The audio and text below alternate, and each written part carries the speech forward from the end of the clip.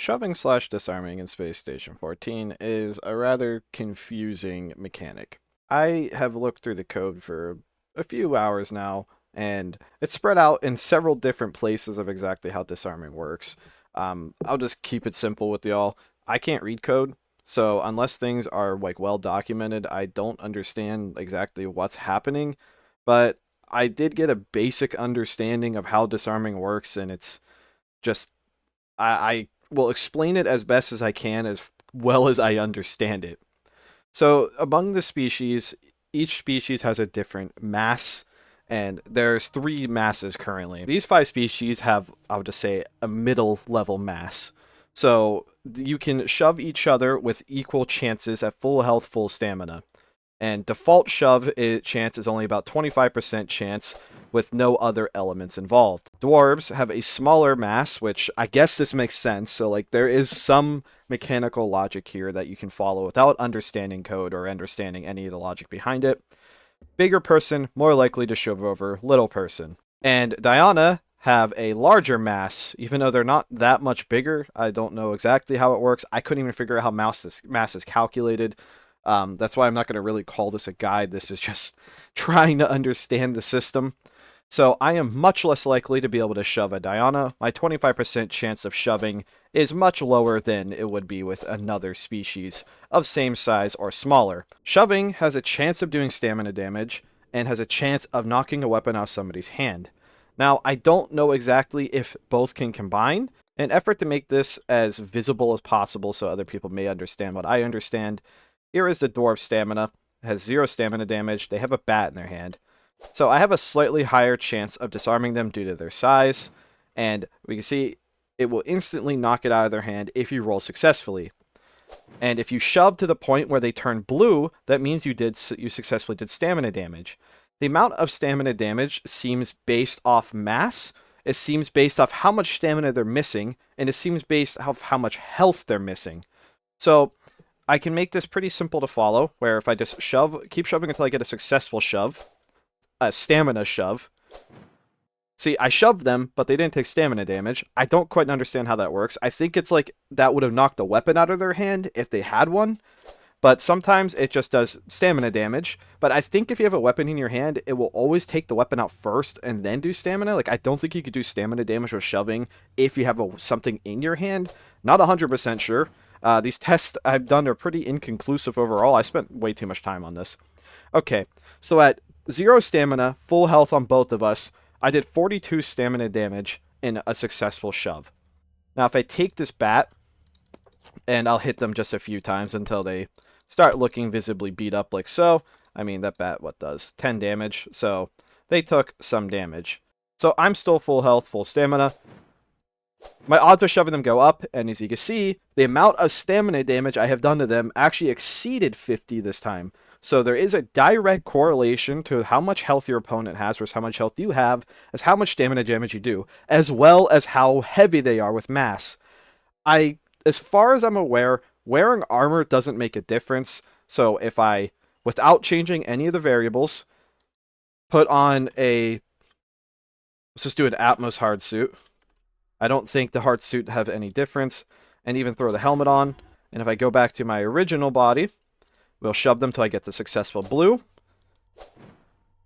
54 stamina damage, regardless of their armor. So I don't think armor has any effect on how much stamina damage is actually done. Now, there is a further calculation, and this is why going for disarms in combat is really risky, because it is based off health. A lot of it is based off health, and you can't visibly tell somebody's health unless you have a health analyzer or like the health HUDs. So like as a normal person, say you're going up against a Nuki, how the hell do you know if they're 100 or if they're 99 damage or 0 in their armor? I guess you can tell if they're moving really slow, but that's still a guess. But anyways, don't want to drone on about all that stuff way too much. So some weapons, like energy swords and shields, have a disarm malus, meaning you're less likely to disarm them, especially when, like for energy sword, it's when it's turned on, you're less likely to disarm them. But due to their mass size and their health, you can see, yeah, this isn't scientific, but I'm failing to disarm them, even when they're hurt pretty bad and smaller than me. I am completely failing to disarm them, meaning I'm not doing any stamina at all either. The weapons that seem to have Disarm Malice are turned on stun batons, turned on energy weapons, shields, and I think bladed weapons like machetes and like the Captain Saber. I think knives are included as well. So if you want to not get knocked over yourself, just hold a knife in your hand. It seems to make it so you can't get disarmed easily.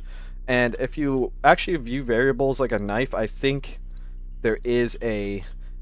Yes, there is. There is a Disarm Malice component on bladed weapons. And I think this Malice just basically lowers your percent of actually successfully shoving.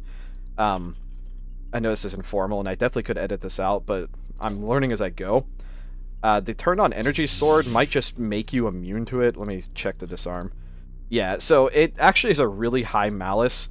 So maybe, I don't even know if there is a chance I can even disarm them. I don't know if I'm going to sit here clicking for hours.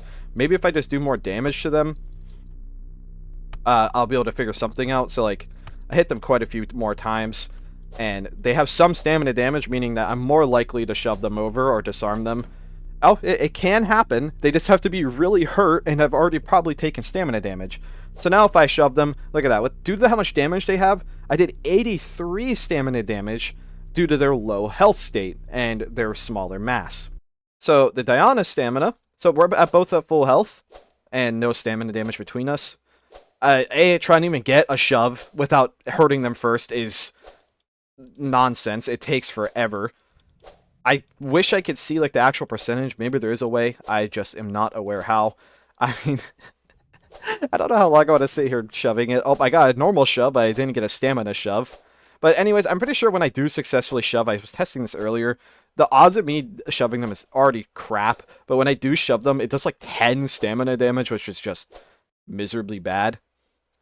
So I think I can sum this up very quickly with, if you're a human, arachnid, or any of these species here, you feel free to go for disarms on people of your size or people smaller.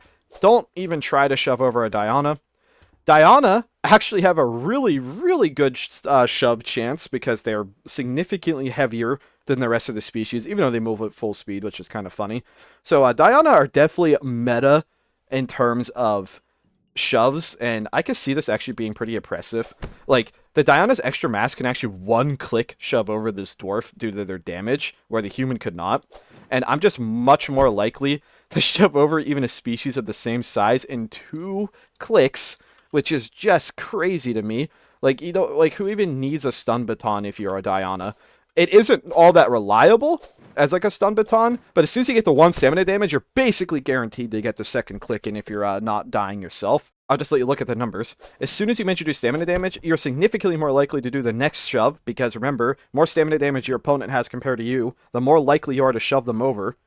And you do more stamina damage, the more stamina damage someone has, or the more damage they have. So it's actually pretty easy as a Diana to just bully people smaller than you. So do with what you will with that information. But if you're a Diana and there's a dude in a blood red, nobody really plays Diana Nukis because you can't wear shoes.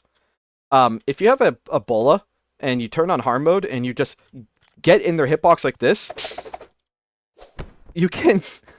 I mean, it's pretty intense how fast you can actually stun someone. So, like, walk up to a lizard, just... I mean... You don't always get the stamina. It's not guaranteed. This isn't like the strong. I mean, it's pretty strong. So in summary, there's 3 species weight. There's 3 species mass in the game. Bigger species shove over smaller species better. You're more likely to shove someone who has less health than you and less stamina than you. You're more likely to shove someone who's smaller than you. And the easier someone is to shove due to all these factors, the more stamina damage you do. To the point where you can actually get somebody low enough that you can one-click shove them down. So, yeah, I guess enjoy the Diana meta while it lasts. If you have a bola, and you can even get within remote melee range of a Nuki that isn't a Diana, it's pretty... I mean, they already have the feet things. Hold on. So, like, yeah, you just get in remote range of a Nuki. If you even land it, you'll slow them down, and then you just have to walk up to them and right-click them.